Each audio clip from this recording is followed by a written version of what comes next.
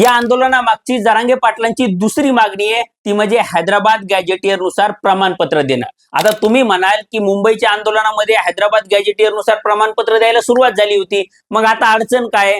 तर काही अधिकारी, काही सरकारी पातळीवर आदेश देणारे नेते यांनी मराठा समाजाची कुणबी प्रमाणपत्र ही थांबवलेली आहेत असं दिसतं। म्हणजे गेल्या वेळी किंवा त्याच्या आधीच्या वेळी मी ज्यावेळी जरांगे पाटलांकडे गेलो होतो त्यावेळी अनेक लोक जरांगे पाटलांना भेटायला येत होते आणि आमची वंशावळ जुळत असो आणि आमच्याकडे जन्म मृत्यूच्या नोंदी आहेत किंवा वेगवेगळ्या दस्तऐवजामध्ये आमची कुणबी म्हणून नोंद सापडली आहे, तरीही काही अधिकारी हे आम्हाला कुणबी प्रमाणपत्र देत नाहीत।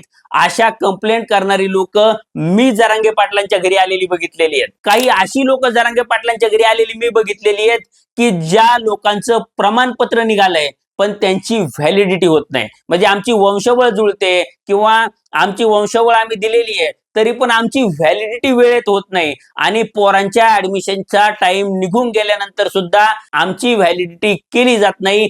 अशी कंप्लेंट घेऊन ही लोक जरांगे पाटलांकडे आलेली आहेत आणि यावेळी जरांगे पाटलांचा चेहरा किंवा त्यांच्या जीवाचा होणारा तिळपापड मी स्वतः बघितलेला आहे आणि या सगळ्या गोष्टीमुळं किंवा या सगळ्या अडवणुकीमुळं जरांगे पाटलांना हे उपोषण करावं लागतंय।